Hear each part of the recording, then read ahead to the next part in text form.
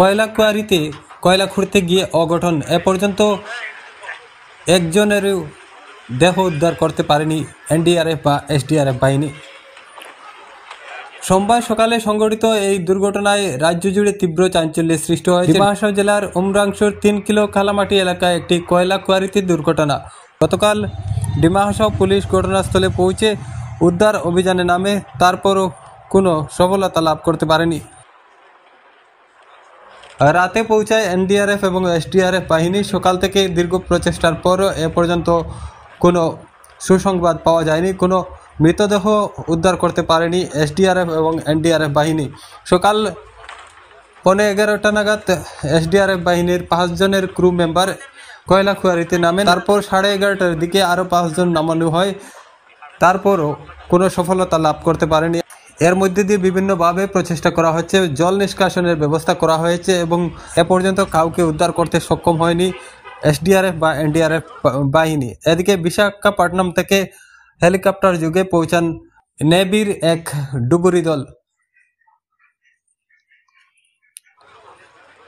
এ পর্যন্ত কোনো শ্রমিকের দেহ উদ্ধার করতে সক্ষম হয়নি। এই কোয়ারিতে ফেসে রয়েছেন অন্তত 15 জন বলে ধারণা করছেন স্থানীয়রা, কিন্তু সরকারি সূত্রে 9 জনের নাম প্রকাশ করা হয়েছে।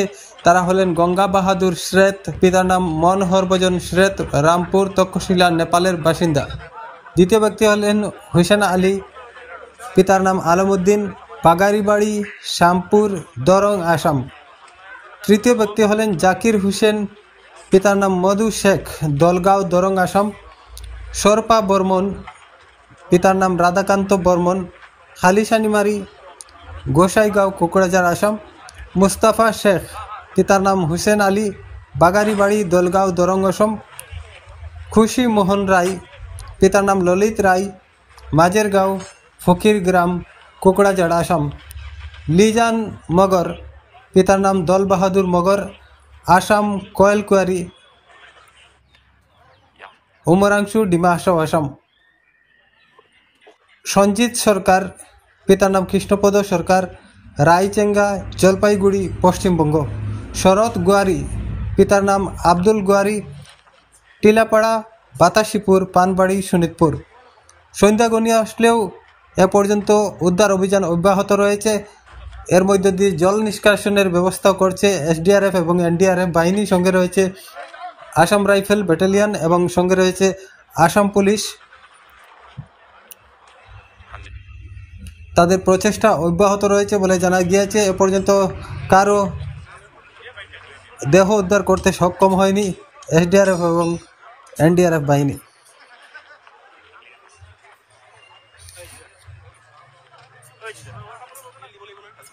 কয়লা কোয়ারিতে কয়লা খুঁড়তে গিয়ে অঘটন, এ পর্যন্ত একজনেরও দেহ উদ্ধার করতে পারেনি এনডিআরএফ বা এসডিআরএফ বাহিনী।